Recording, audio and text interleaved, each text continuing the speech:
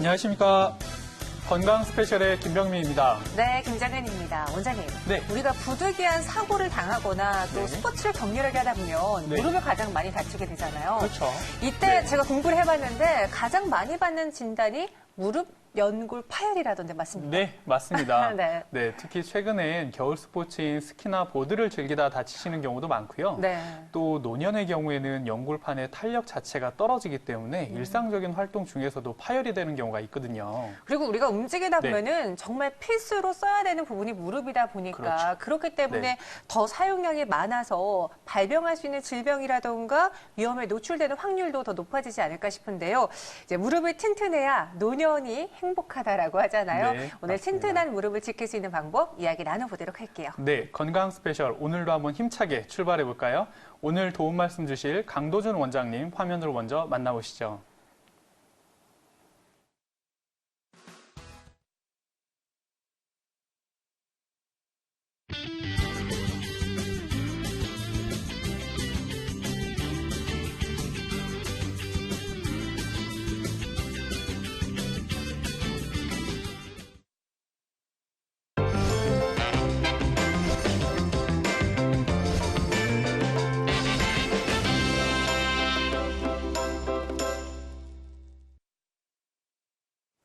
네, 강도준 원장님과 함께하도록 하겠습니다. 원장님 안녕하세요. 네, 안녕하세요. 네, 저희가 앞서 이야기한 것처럼 이제 우리가 무릎 반월상 연골판이라고 이야기하잖아요. 네. 참 명칭이 그렇게 쉽게 입에 와닿지 않은데 네. 도대체 무엇을 말하는 건지 저희가 이야기해 볼게요. 우리가 흔히 말하는 연골판하고는 좀 다른 건가요, 원장님?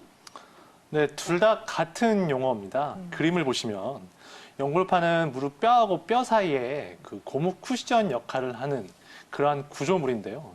연골하고는 완전히 다른 구조물입니다. 연골은 그 뼈의 끝을 싸고 있는 껍질을 얘기하고요. 연골판은 뼈와 뼈 사이에 있는 고무 패킹 같은 구조물입니다. 무릎뼈 단면을 보시면 이렇게 안쪽과 바깥쪽으로 나누어져 있고요. 연골판도 이와 같이 안쪽과 바깥쪽 연골판으로 나누어져 있습니다. 일반적으로 안쪽 연골판이 바깥쪽 연골판보다 더 단단히 붙어 있고 크기도 더 큰 형태를 보입니다. 네, 그렇습니다. 스포츠 선수들의 부상 뉴스나 네. 주변에서 넘어져 다친 분들을 통해서 흔히 연골판을 다쳤다, 연골판을 다쳐서 수술을 받았다, 네. 이런 이야기를 간혹 들으셨을 텐데요. 그만큼 연골판이 충격에 의해서 쉽게 파열이 진행된다는 얘기인데, 자, 그러면 연골판의 어떤 특징으로 인해서 이렇게 파열이 진행되는 걸까요? 네, 연골판은 일단 이 우리 몸의 체중을 온전히 버텨내야 하기 때문에 상당히 질긴 조직입니다. 실제로 저희가 뭐 손으로 찢으려고 해도 잘 찢어지지도 않고요. 제가 아까 고무 패킹 같은 구조물이라고 말씀을 드렸는데 실제로 무릎 뼈 사이에 고무 패킹 같은 그러한 재질로 되어 있습니다. 미세한 섬유들이 둥글게 뭉쳐 있는 형태고요. 이게 손으로 찢어질 수 있을 그런 정도의 강도가 아닌데 다만 이게 전단력이라고 하는 수평으로 밀리는 힘에는 약해서 수평으로는 잘 찢어지는 그런 특성을 보입니다. 네, 우리가 연골판이 이제 쉽게 손으로 찢으려고 해도 네. 안 찢어질 만큼 단단하다라고 그렇죠. 했지만 그럼에도 불구하고 찢어지기 때문에 아프고 또 수술을 받아야 되는 네. 거잖아요. 그럼 어떤 충격으로 인해 찢어지는지 실제로 뭐 어떤 상황에 따라서는 크게 다치지 않음에도 불구하고 찢어진다고 들었거든요. 네, 연골판은 어떻게 찢어지느냐에 따라서 외상성 파열과 네. 퇴행성 파열로 나누어 생각해 볼 수 있습니다. 외상성 파열은 말 그대로 다쳐서 찢어지는 경우인데요. 주로 젊은 환자분들에서 많고요. 그리고 그 3분의 1 정도에서는 전방 십자인대 파열과 함께 파열되는 경우가 많습니다. 급성 전방 십자인대 손상의 경우에는 외측 연골판 파열과 같이 동반되는 경우가 많고요. 만성 전방 십자인대 파열의 경우에는 내측 연골판이 손상이 되는 경우가 많습니다. 퇴행성 파열의 경우에는 40대, 50대 전후의 중년 나이에서 주로 발생을 하고 일상생활이나 경미한 부상에 의해서도 연골판 파열이 진행될 수 있습니다. 퇴행성 파열의 경우에는 60% 이상의 환자에서 무릎을 많이 평소에 쓴 그런 병력을 가지고 있는 경우가 많습니다. 네, 이렇게 다쳐서 찢어지는 외상성 파열과 네. 그리고 노화에 의해서 발생하는 퇴행성 파열, 원인이 다르기 때문에 증상도 분명히 차이가 있겠죠. 자, 증상에는 어떤 차이가 있을 수 있나요? 네, 외상에 의해서 찢어지는 경우에는 주로 무릎이 뒤틀리면서 무릎을 과도하게 구부린 상태에서 발생하게 되고요. 찢어지면 갑자기 무릎 통증이 심해지면서 무릎이 붓고 그 자리에서 주저앉게 됩니다. 다른 인대가 같이 동반돼서 손상되는 경우도 많고요. 퇴행성으로 파열되는 경우에는 특별히 다친 기억도 없이 어느 시점부터 무릎이 자꾸 만성적으로 부었다 가라앉았다 그런 증상을 보이는 경우가 많습니다. 찢어진 연골판 조각이 떨어져 나가지 않고 연골판에 붙어서 덜렁거리게 되는데요. 무릎을 구부렸다 펼 때 이 조각이 관절 안으로 끼어서 무릎을 갑자기 피거나 구부리기 어려운 이러한 증상이 발생하기도 합니다. 무릎이 어느 각도에 딱 걸려서 무릎을 피거나 구부리지 못하는 상태가 되어서 억지로 구부리거나 피려고 하면 무릎에 극심한 통증을 오기도 합니다. 네. 그림 보시면 연골판 파열 형태 중에 양동이 손잡이 파열이라는 파열이 있습니다. 연골판 가운데가 찢어져서 벌어지는 그러한 형태인데요. 양동이 손잡이에 해당되는 그 파란색 화살표로 표시된 그 부분이 관절 연골 사이에 껴서 극심한 통증을 유발할 수 있게 되고요. 특히 무릎에 딱 걸려서 완전히 무릎을 펼 수 없게 되는 경우도 있습니다. 네, 자 이처럼 외상성 파열은 네. 순간적인 손상에 의해서 발생하기 때문에 아주 심한 통증과 불편감이 그 즉시 나타나는 경우가 많습니다. 하지만 퇴행성 파열인 경우에는 네. 증상이 서서히 진행하기 때문에 이렇게 무릎이 가볍게 붓기 시작한다든지 또는 쪼그렸다 앉았다 일어날 때 또는 계단을 내려갈 때 불편감이 서서히 진행되는 경우가 많죠.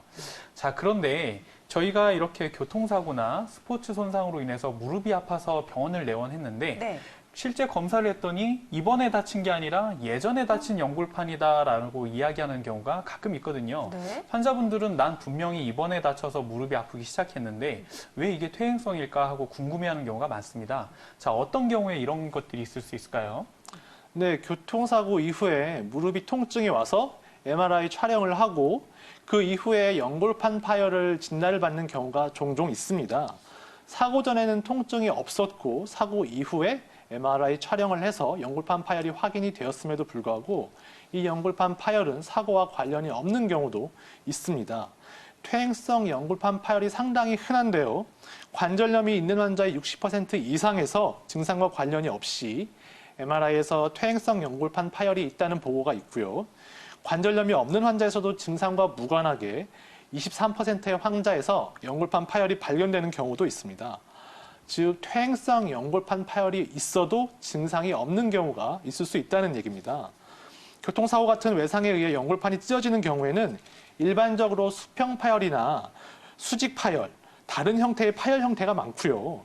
연골판이 찢어질 정도의 외상이면 연골판 주위에 연골이라든가 관절, 뼈, 인대도 같이 손상되는 경우가 많기 때문에 사고 이후에 무릎 통증이 생겼다고 해서 반드시 연골판 손상이 사고에 의한 것이라고 말하기는 어렵습니다.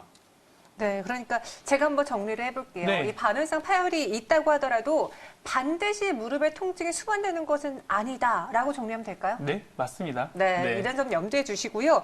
그러면은 어느 날 갑자기 무릎 연골이 파열되는 이 외상성 파열과 나이가 먹으면서 서서히 또 파열되는 이러한 노화에 따른 퇴행성 파열의 증상 차이가 있는지 그 부분도 궁금한데요.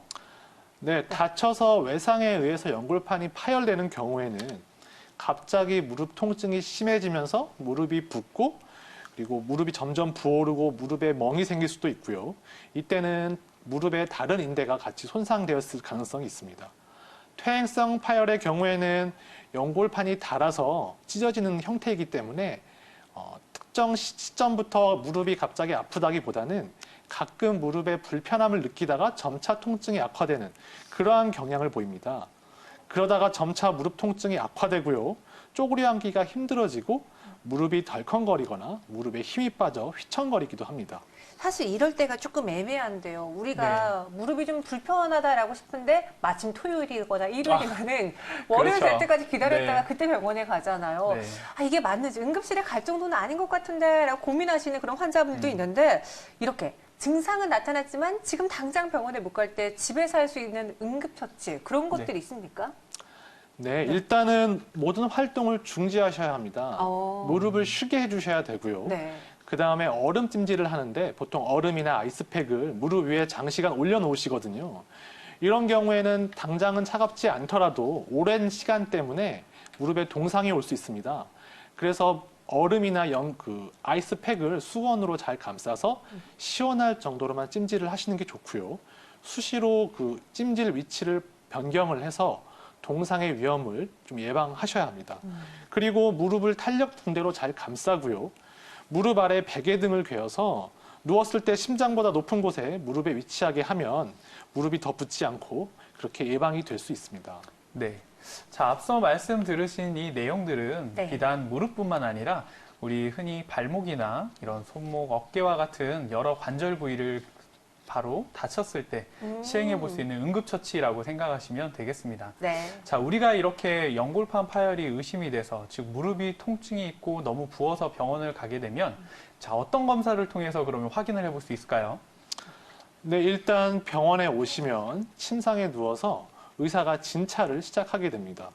의사가 무릎을 만지면서 아픈 부위는 어딘지, 무릎이 잘 구부려지고 잘 펴지는지, 그리고 눌러서 아픈 부분이 어디 있는지를 확인을 하는데요. 특히 무릎 관절 주위를 눌러서 아프면 연골판 파열을 의심할 수 있습니다. 특히 연골판이 찢어지면 찢어진 부위를 누를 때 통증이 심해지고요. 그리고 연골판 파열의 특이적인 몇 가지 검사를 시행하게 됩니다. 그림 보시면 그 중에 가장 유명한 검사인 맥머레이 검사가 있는데요. 무릎을 완전히 구부린 상태에서 의사가 발목을 잡고 비틀면서 천천히 무릎을 핍니다. 네. 이때 통증이 심해지면 연골판 파열을 의심할 수가 있고요. 무릎 뼈로 찢어진 연골판을 자극을 하는 그러한 검사인데요.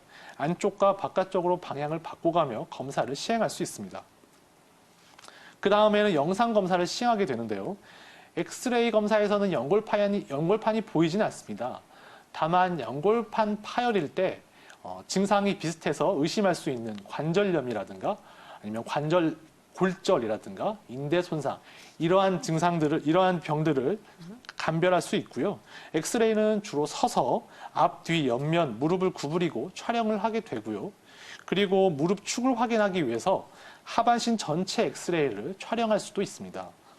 그림 보시면 MRI 검사를 할 수도 있는데요.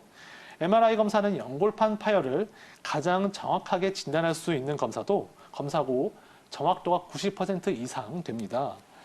MRI 촬영을 하면 연골판 손상뿐만이 아니라 동반된 인대 손상이나 연골 손상도 확인할 수 있기 때문에 아주 유용한 검사라고 하겠습니다. 네, 일단 진찰을 통해서 환자분이 호소하시는 증상이 네. 실제 연골 쪽의 이상인지 아니면 인대 쪽의 이상인지를 먼저 확인을 하게 됩니다. 말씀 들으신 것처럼 엑스레이를 통해서는 이런 연골이나 인대의 손상 여부를 확인할 수가 없기 때문에 네. 의심이 되는 경우에 흔히 정밀검사라고 이야기하는 MRI를 통해서 정확하게 확인을 할 수 있는 거죠. 자, 그러면 우리가 연골판이 파열됐을 때 파열된 부위나 형태에 따라서 연골판은 회복률이 다르다라고 이야기를 하거든요. 네. 쉽게 회복이 되는 부분이 있고 회복이 어려운 부분도 있습니다. 차이가 있네요. 네, 그렇죠. 네. 자, 그러면 연골판의 어떤 특징 때문에 이런 차이가 발생하게 되나요? 네, 일단 연골판이 찢어진 형태를 아는 게 중요한데 네. 연골판에 찢어진 형태를 알면 그거에 따라서 왜 찢어졌는지를 유추할 수가 있고 그거에 따라서 치료 방법이 달라집니다. 그래서 저희가 수술할 때 의사들이 일반적으로 저희가 훈련을 많이 하는데요. 그 탐침자를 이용해서 연골판을 이제 확인하고 어떤 형태로 찢어졌는지를 이제 기술하는 그러한 훈련들을 많이 합니다.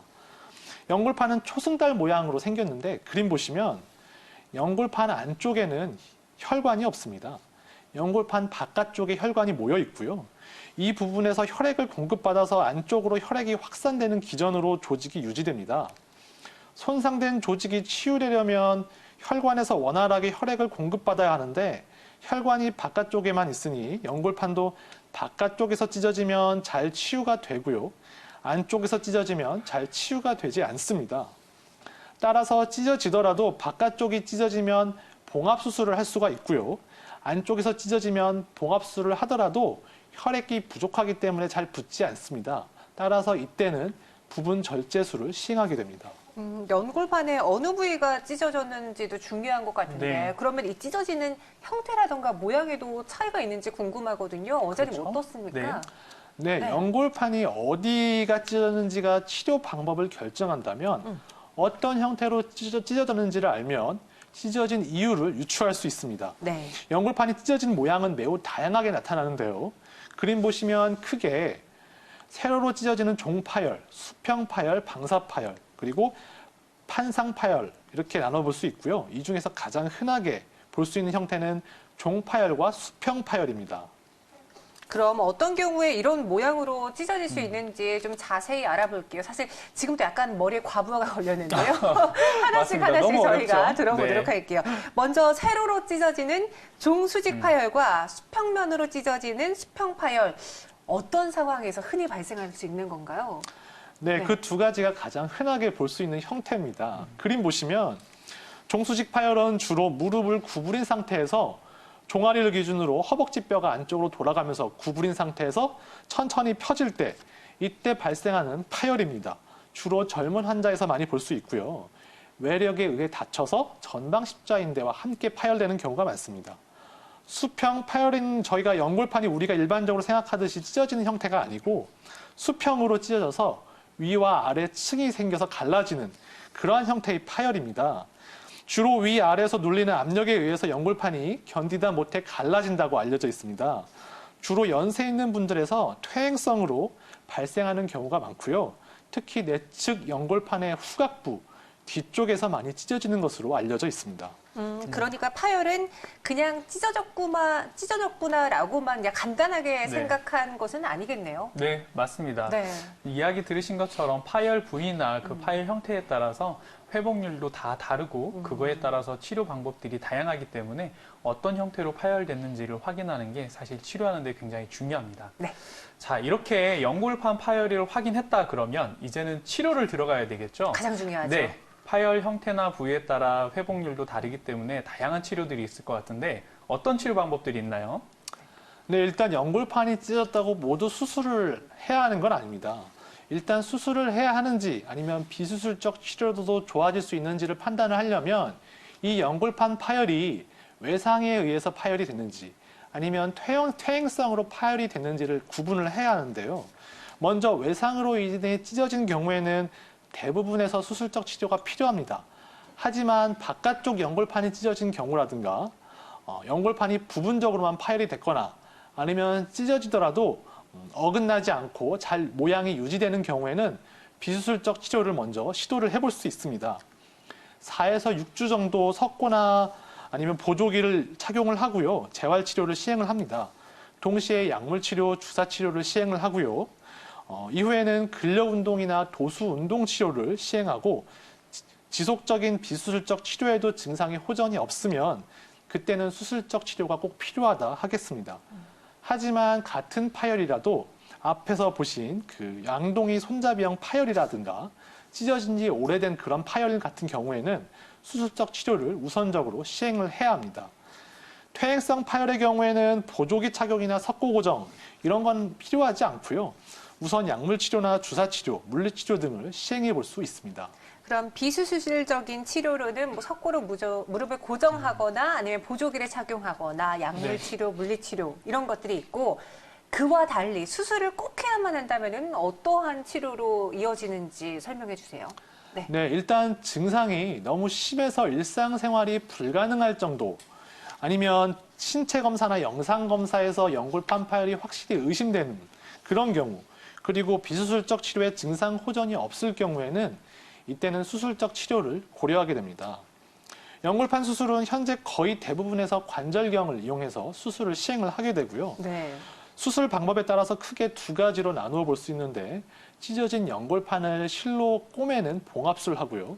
찢어진 부분을 잘라내는 부분 절제술로 나누어 볼 수 있습니다. 그림 보시면 연골판 봉합술은 말 그대로 찢어진 연골판을 실로 꿰매주는 그러한 수술입니다. 찢어지기 전 원래 연골판 형태로 회복을 할 수 있기 때문에 가능하면 저희가 우선적으로 고민해보는 그런 수술이고요. 하지만 앞에서 말씀드렸다시피 연골판이라는 조직이 안쪽은 혈관이 없는 조직이기 때문에 피부 꿰매듯이 실로 꼬매놓으면 저절로 붙지 않습니다. 따라서 봉합술은 시행할 수 있는 경우가 제한되어 있는데요. 주로 외상성 파열에서 찢어진 지 오래되지 않은 그런 경우에 혈액순환이 좋은 연골판 바깥쪽이 찢어진 경우가 연골판 봉합술의 대상이 됩니다. 수술 방법은 하반신 마취나 아니면 전신 마취를 시행을 하고 침대에 반드시 누운 상태에서 허벅지에 지혈대를 감습니다. 무릎에 소독을 하고 무릎 앞쪽에 손톱 절반 크기만한 구멍을 2-3개 뚫고요. 구멍을 통해 무균 생리식염수를 주입을 합니다. 관절경을 집어넣고 연골판 상태를 확인하고 봉합할 부위를 확인하고 봉합 부위의 치유력을 확인한 다음에 실로 꼬맬 수 있게 특수하게 만들어진 그런 기구를 삽입을 하고 연골판을 봉합하고 수술을 마칩니다. 수술 시간은 1시간 내외가 소요가 되고요. 봉합된 실을 따로 실밥을 뽑거나 재수술이 필요하지는 않습니다.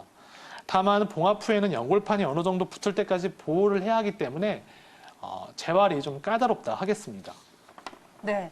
지금 이야기를 들어보니까요. 사실 우리 어린아이들 네. 넘어져서 그리고 어디 부딪혀서 이마 찢어지거나 네. 피부 찢어질 때 응급실 가면 가장 먼저 해주시는 게 꼬매주시는 그렇죠. 거잖아요. 봉합수술이잖아요. 네네. 근데 그 피부와 연골의 봉합수술은 조금 차이가 있나 봐요. 그렇죠. 네. 차이가 많습니다. 앞서 그림 보신 것처럼 네. 연골판이라고 하는 조직 자체가 겉에는 굉장히 두껍고 혈액순환이 풍부하지만 네. 그 안쪽은 굉장히 얇고 사실 혈관이 없거든요. 아. 우리가 피부를 봉합할 수 있는 건 피부 밑에는 많은 혈관들이 지나가기 때문에 쉽게 말해서 꼬매놓으면 잘 붙거든요. 네, 아물고. 그렇죠. 네. 잘 아물고. 하지만 연골판은 아물 수 있는 부위가 있고 그렇지 못한 부위가 있기 때문에 그 어느 부위에 파열이 있느냐에 따라서 이렇게 치료 방법이 달라지게 됩니다. 네, 알겠습니다. 네. 자, 이렇게 연골판이 회복이 어려운 부분은 봉합을 할 수가 없는 경우가 있는데요. 네. 이때 흔히 시행하는 게 바로 부분 절제술이라고 하는 방법입니다. 자, 부분 절제술은 어떻게 시행하게 되나요? 네, 그림 보시면 연골판 부분 절제술은 연골판을 봉합하더라도 회복이 불가능하다고 판단될 때 그때 시행할 수 있는 수술 방법입니다. 주로 퇴행성 파열이나 외상성 파열이더라도 찢어진 지 오래된 경우에 이런 경우에만 시행을 하게 됩니다. 수술 방법을 말씀드리면 관절경을 넣고 찢어진 연골판을 확인한 다음에 봉합이 가능한지 여부를 확인을 합니다. 봉합이 불가능하다고 판단되면 연골판의 일부를 잘라내게 됩니다. 잘라내는 부분이 크면 남아있는 연골판이 작게 되고 그럼 그만큼의 연골판 기능이 감소하기 때문에 수술의 관건은 찢어진 연골판을 증상이 호전될 정도로 충분히 잘라내되 최대한 많이 남기는 겁니다. 수술 시간은 연골판 봉합술보다 적게 걸리는 것이 일반적이고요. 찢어진 부분을 잘라내는 것이기 때문에 수술이 간단하고 특별한 재활이 필요하지 않다는 그러한 장점이 있습니다. 네. 치료의 가장 큰 목적은 네. 바로 연골을 최대한 남겨놓고 최대한 살리는 게 가장 큰 목적입니다. 하지만 연골은 이야기 들으신 것처럼 회복이 가능한 부위와 그렇지 못한 부위가 있기 때문에 네. 무조건 봉합을 한다고 좋은 건 아니죠. 회복이 불가능한 부위를 무리해서 봉합을 하게 되면 오히려 봉합해 놓은 실이 마치 무릎 안에 이물질처럼 작용을 해서 그럴 수도 있겠네요. 오히려 무릎 관절을 더 손상시키는 경우가 많습니다. 그래서 손상 부위에 맞게 치료를 시행하는 게 가장 중요합니다. 네. 자, 이번에는 치료 후에 재활을 알아봐야 되겠는데요. 봉합술을 했을 때와 절제술을 했을 때 치료 방법이 다르기 때문에 재활도 차이가 많이 있겠죠? 자, 어떻게 재활을 시행하는 게 좋을까요? 네, 일단 수술 후에는 석고 고정이나 보조기를 일정 기간 착용을 하게 됩니다. 네. 부분 절제술을 시행한 경우에는 수술 후 하루 이틀 정도는 붓기를 제거하고 통증을 호전시키는데 저희가 집중을 하고요. 통증이 어느 정도 호전된 경우에는 이제 보조기를 착용한 상태에서 무릎 관절 운동을 서서히 시작을 하고요. 동시에 발을 디뎌서 거동하는 그러한 재활 치료를 시행을 하게 됩니다. 어느 정도 관절 운동이 회복되고 난 이후에는 거동이 가능해지게 되고요. 무릎 주위 근력을 키우는 도수 운동 치료를 같이 시행을 하게 됩니다. 봉합술을 시행한 경우에는 좀 더 복잡한데요. 봉합한 연골판이 어느 정도 치유될 때까지 무릎 움직임을 최소화하는 게 중요합니다. 연골판이 찢어진 형태나 수술 방법이 환자마다 다 다르고요. 환자 개개인의 연령이나 파열 정도, 활동 정도, 치유력이 모두 다르기 때문에 일반적으로 좀 말씀을 드리면 1주에서 3주 정도는 관절 운동을 서서히 시작을 하고요. 발을 디디고 서는 보행은 6주 정도 이후부터 시작을 하게 됩니다. 네, 그리고 우리가 이제 의학 이야기를 할 때 케이스 바이 케이스 네. 사람마다 다르다란 말 많이 맞습니다. 하잖아요. 네. 똑같이 다쳤는데 어떤 분들은 이 정도면은 버틸 수 있어라고 버티시는 네. 분들이 있고요. 아니면 바로 병원 가신 분들도 있는데 환자분들 중에서도 연골판이 파열됐는데 그걸 모르고 지내신 분도 있을 것 같아요. 네, 많습니다. 흔히 이제 퇴행성 파열인 경우가 네. 가장 흔하고요. 또 이렇게 외상으로 인해서 갑자기 찢어진 분들도 파열된 부위가 얼마나 심하냐, 심하지 않느냐에 따라서 각각 증상이 제각각이기 때문에 심하지 않은 분들은 무릎이 조금 뻐근하고 불편하네 정도로만 생각하시고 지내시는 경우도 많습니다. 근데 문제는 분명히 그런 분들은 계속 방치해두면은 더 심해질 수 그렇죠. 있다라는 거거든요. 네. 실제로 이를 방치하고 오랜 시간 버티신 환자분들을 많이 만나보셨을 것 같은데 원장님 어떠세요? 네, 그림 보시면 간혹 연골판이 찢어졌는데도 네. 치료 시기를 놓쳐서 후회하는 분들을 진료실에서 종종 보게 됩니다. 연골판이 찢어지더라도 어느 정도 시간이 지나면 통증이 서서히 감소하기 때문인데요. 특히 연골판이 찢어진 형태가 봉합을 해서 회복이 가능한 그런 경우에는 제때 병원에 방문하셔서 적절한 치료를 받으셔야 합니다. 치료 시기를 놓치면 봉합이 불가능하기 때문인데요. 네. 연골판이 무릎 뼈 사이에서 충격을 흡수하는 쿠션 역할을 합니다. 찢어진 상태로 방치하게 되면 치유력이 상실되고요. 점점 회복이 어려워지는 그러한 상태가 됩니다. 그리고 연골판의 기능을 잃게 되는데요. 결국 무릎 뼈에 충격을 흡수하지 못하게 되고 무릎 연골이 상하는 관절염으로 진행을 하고요. 장기적으로 점점 무릎의 통증이 악화됩니다. 네, 그렇습니다. 연골판은 스스로 아물 수 있는 조직이 아니라고 저희가 이야기를 합니다. 네. 그렇기 때문에 연골판 파열을 방치하게 되면 결국은 그 파열이 점점 주변 부위로 진행을 하게 되고 네. 심한 경우에는 이야기 들으신 것처럼 관절염으로 진행하기 때문에 항상 증상이 의심되는 분들은 꼭 미리 진료를 받으시고 적절한 치료를 받으시는 게 중요합니다. 네. 자, 연골판, 유독 연골판이 쉽게 파열되는 경우가 있다고 합니다. 이제 연골판 모양이 정상적인 초승달 모양이 아니라 다른 모양을 가졌을 때 이런 파열이 쉽게 진행된다고 하는데, 자, 어떤 모양일 때 이렇게 파열이 쉽게 발생할 수 있을까요? 네, 그림 보시면 연골판은 아까 말씀드린 대로 초승달 모양을 하고 있습니다. 하지만 간혹 초승달 모양이 아니라 반달 모양이라든가 보름달 모양의 연골판을 가지고 있는 분들이 계신데요. 이러한 연골판을 원판형 반월상 연골 혹은 원판형 연골판이라고 합니다. 네.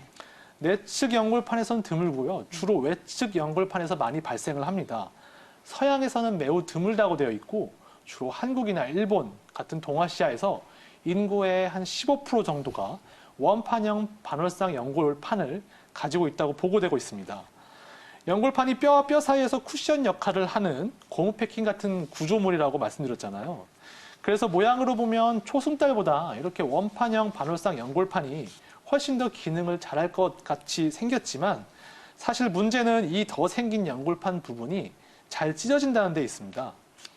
네, 물론 평생 안 찢어지고 잘 사시는 분들도 계신데 원판형 연골판을 가지고 있는 분들은 다른 사람은 이상이 없을 가벼운 외상에도 연골판이 찢어질 수 있기 때문에 주의를 하셔야 합니다. 원판형 연골판이 있더라도 찢어지지 않으면 수술을 하지 않고요. 찢어진 경우에는 반드시 수술적 치료가 필요할 수 있습니다. 네, 그러면은 무릎 연골판이 한 번이라도 찢어진 경우가 있다면은 아무래도 그 부위가 약해질 수밖에 없을 것 같은데 이후에는 네. 어떻게 관리하는 게 좋을까요? 네, 자기 관리가 매우 중요한데요. 무릎이 비틀리는 동작에서 연골판에 많은 부하가 가기 때문에 무릎이 비틀리는 어떤 축구, 농구, 스키 등의 운동은 피하시는 게 좋습니다. 그리고 그림 보시면 무릎 주위의 근육을 단련하는 스쿼트 운동이라는 이러한 운동을 하는 게 많은 도움이 되는데요. 과도하게 무릎을 구부리는 자세가 연골판에 무리를 주기 때문에 무릎을 15도 정도만 구부려서 하는 스쿼트 운동이 많은 도움이 됩니다. 그럼 혹시 아이들도 무릎 연골판이 찢어지는 경우가 종종 있나요? 네, 네. 일반적으로는 소아에선 연골판이 잘 찢어지지는 않는데요. 하지만 원판형 연골판을 가진 소아 같은 경우에는 잘 찢어질 수 있습니다. 영유아기 때는 잘 발견되지 않고요. 주로 소아에서 무릎이 잘 펴지지 않는다는 증상으로 병원을 방문하는 경우가 많습니다. 대략 초등학교 때 발견되는 경우가 많은데 주로 무릎이 갑자기 안 펴진다는 증상으로 병원에 내원하는 경우가 많습니다. 또 무릎이 아프다거나 소리가 난다거나 튀는 듯한 그러한 느낌이 있다고 호소하는 아이들도 있습니다. 이러한 증상으로 내원한 소아에서는 MRI 촬영을 해서 원판형 연골판이 아닌지 꼭 확인을 해야 하고요. 네. 원판형 연골판이더라도 찢어지지 않으면 수술이 필요하지 않지만 찢어진 경우에 소아에서도 수술적 치료가 꼭 필요하다 하겠습니다. 네, 알겠습니다. 이렇게 무릎 연골판 파열에 대해서 이야기를 나눠보고 있고요. 저희 광고 잠시 보고 와서 치료와 관절경 시술에 대해서 이야기 전해드릴게요.